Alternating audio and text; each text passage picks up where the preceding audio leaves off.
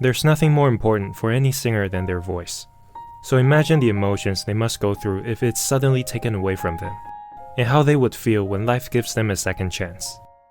AIMER, whose name means love in French, is a popular mainstream and anime singer in Japan, and in my opinion, has one of the most beautiful voices in the known universe. However, that deep, gentle, and husky tone she's known for is actually a scar from her past. In this video, I'm gonna introduce you to the story of AIMER, how she went from losing her voice to becoming one of the most well-known Japanese singers.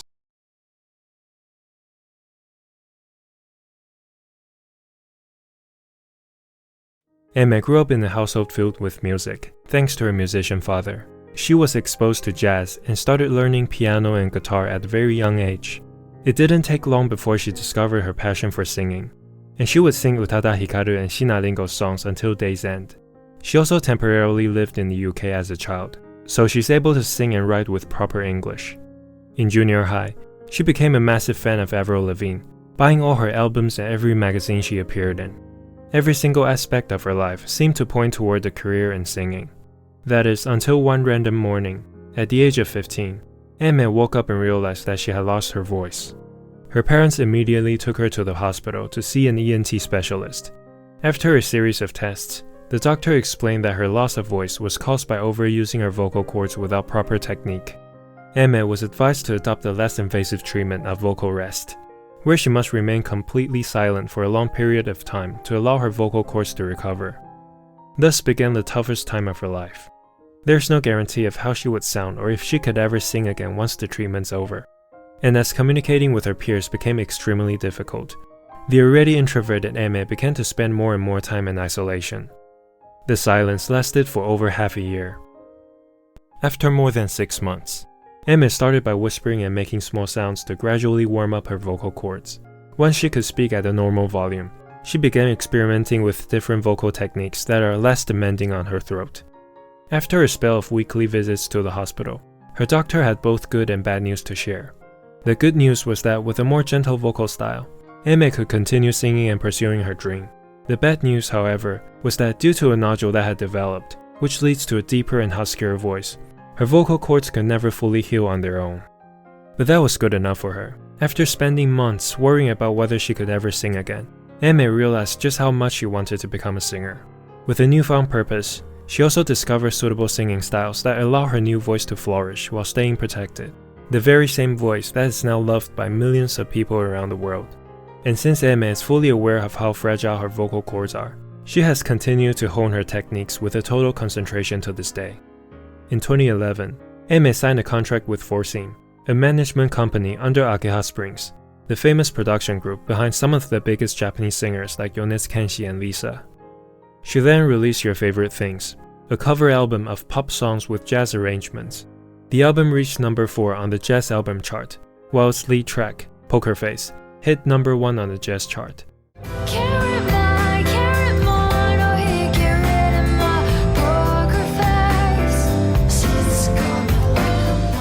Even before her major debut, AIMER was already highly regarded in the music industry thanks to her voice. Female singers with deep or husky voices aren't entirely unheard of, but it's the tenderness she brings to her singing that elevates the whole package. On September 7, 2011, AIMER made her major debut with the single, Rokutose no Yoru.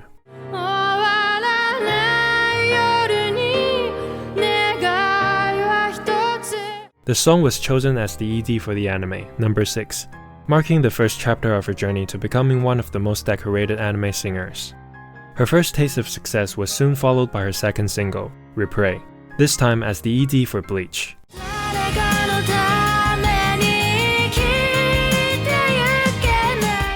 Replay climbed as high as number 3 on Billboard Japan, instantly making AIMER one of the most exciting rising stars in anime music. In 2012, AIMER released her first full album, Sleepless Nights. AIMER herself is a certified night owl, so many of her songs are written late at night, hence the title. The album includes Hoshikuzu Venus, the theme song of a popular Japanese drama, and her first introduction to the mainstream audience.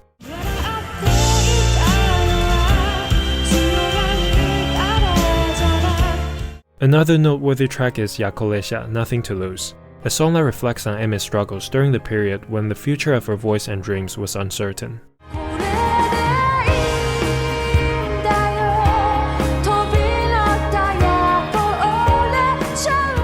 Up to this point, since AIMER is still quite wary about her condition, she's been intentionally avoiding up-tempo songs that are more demanding on her voice. But that's about to change. In 2013, a composer/producer named Sawano Hiroyuki was working on a song for the new Gundam OVA. He is one of the most influential composers in anime history, having worked on Guilty Crown, which I mentioned in my Egoist video, Attack on Titan, The Seven Deadly Sins, and more recently, Solo Leveling. He had discovered AIMER through her jazz cover album back in 2011 and had been eager to collaborate with her ever since. After receiving the demo from Sawano, AIMER was initially hesitant about accepting the offer, as the song represented a significant departure from what she had been used to over the years, given her situation. But eventually, the chance to work with someone of Sawano's pedigree was just too good to pass up.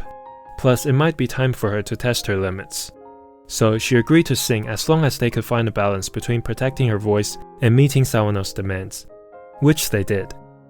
To celebrate their first collaboration and show his gratitude for AIMER, Sawano titled the song "Re-I-Am," a rearrangement of her name.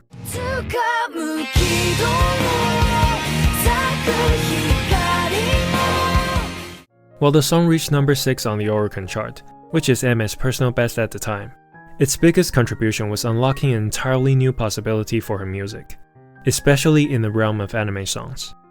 AIMER and Sawano would go on to collaborate many more times after the success of Re-I-Am, releasing a full album called Unchild, a string of songs for the Gundam series, and Niley, featuring Shetty from Egoist, for Kabaneri of the Iron Fortress.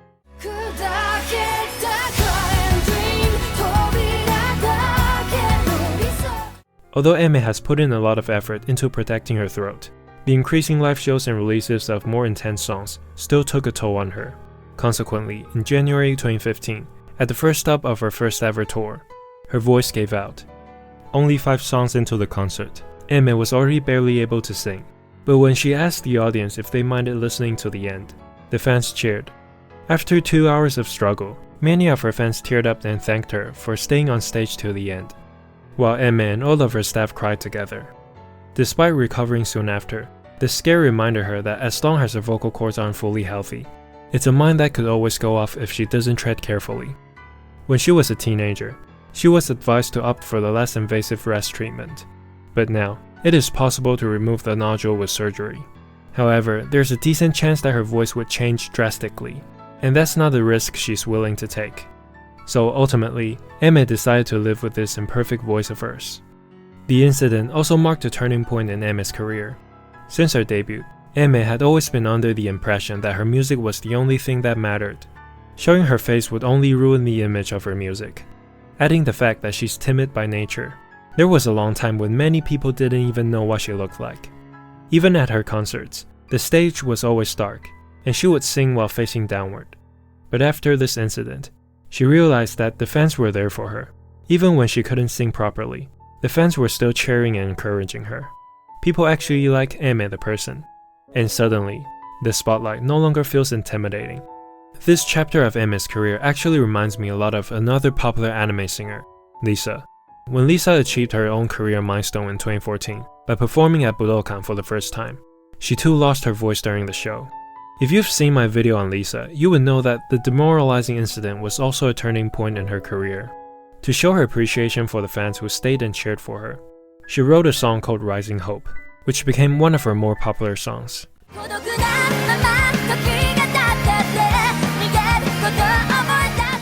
Similar to Lisa, AIMER also wrote a song to celebrate the bond she built with her fans and staff through that experience.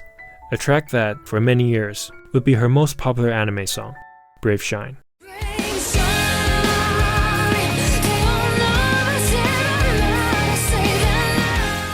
As the OP of Fate Stay Night, Unlimited Blade Works, Brave Shine introduced AIMER to a wider anime fanbase, alongside another song that was also used in the series, Last Stardust.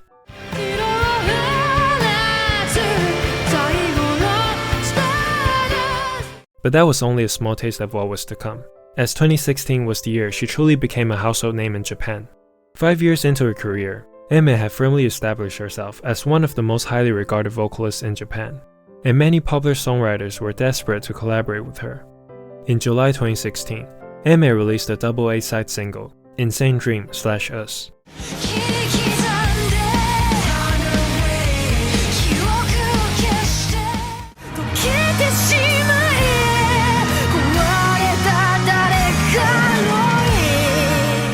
Insane Dream was produced by Taka from Monokoroku, known for songs like Wasted Nights.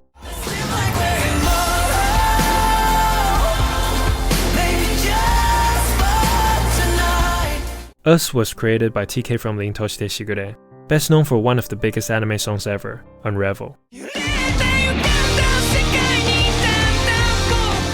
And those were just warm-ups.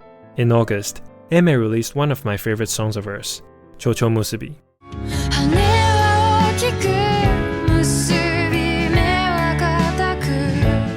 The song was created by Noda Yojiro, the lead singer and songwriter of another popular rock band, Red Wimps. He's also the mastermind behind the music of Your Name and many other Shinkai Makoto movies. Following these jaw-dropping collaborations, AIMER dropped her fourth album, Daydream, which includes the sleeper hit, Kata Omoi.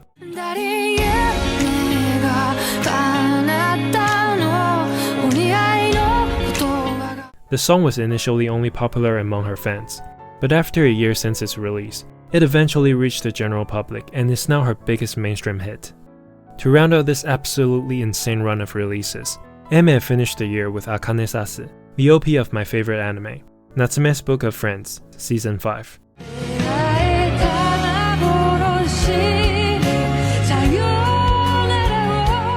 We have gone through so many great songs of hers so far, and yet, there are plenty more still to come. Her team was probably also impressed by her discography, as she released 2 Best of albums in 2017. Now, a Best of album may not mean much in the age of streaming, but what made them so special to me was the inclusion of a bonus track, Kachou Fugetsu, which is the most underrated and possibly my favorite AIMER song.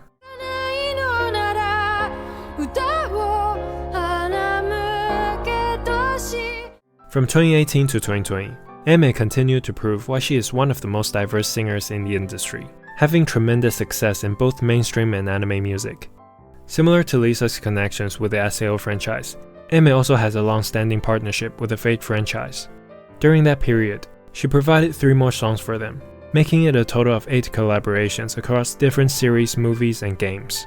But apparently that wasn't enough for her, as she also sang Spark Again for Fire Force Season 2.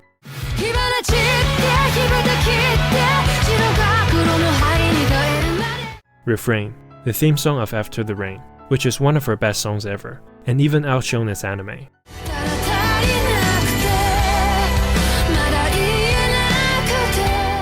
And that's just the tie-ins. Hanabira Tachi no Machi and Daisy from her chart-topping singles are also among her best works.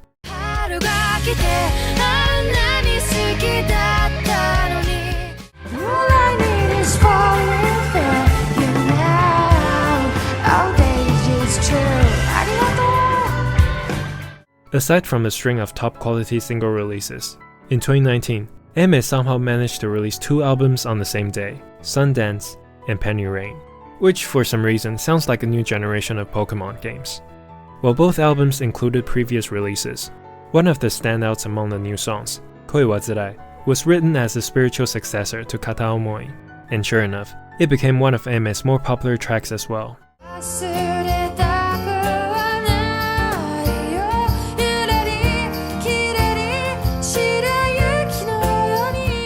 There's no denying that at this point, AIMER already has one of the most decorated careers in all of J-pop.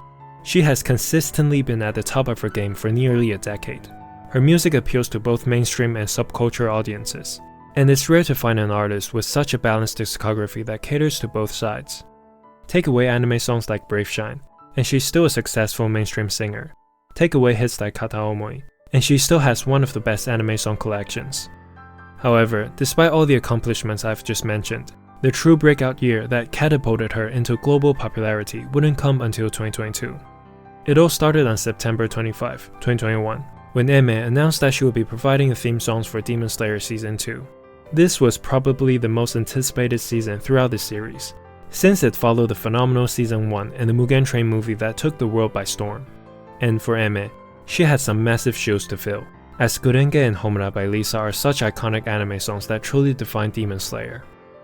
On December 5th, 2021, The first episode of Demon Slayer Season 2 aired, and people finally got to experience its newest OP, 残響散歌.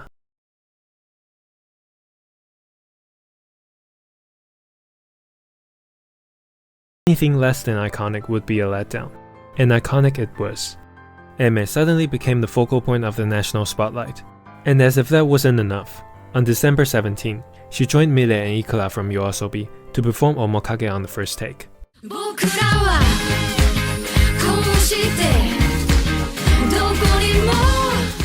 3 immensely talented and popular female singers on the same stage, singing a song provided by the genius songwriter, Vondi. I still can't believe this actually happened. Like most anime songs, the popularity of残響散歌 only kept rising as the season progressed, carrying into 2022.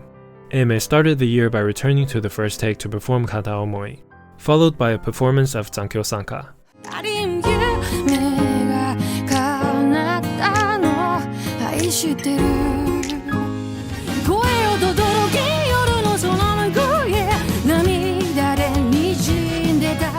As soon as 残響散歌 was released, it soared to the #1 spot on almost every music chart in Japan. It stayed at the top of Billboard Japan for a total of 9 weeks, and became the #1 Japanese song of 2022. At the end of the year, AIMER was invited to Kohaku for the first time in her career, where she gave a live performance of 残響散歌 and Omokage. こっからはド派手に行くぜ声を枯らして燃える花のように闇目を照らしたら僕らはこうしてどこにも見せない愛で満たしてる本当 Fast forward to June 2025. It was announced that AIMER and Lisa will both be singing for the new Demon Slayer movie, Infinity Castle. The song, A World Where the Sun Never Rises, was released the day after the movie's premiere, on July 19.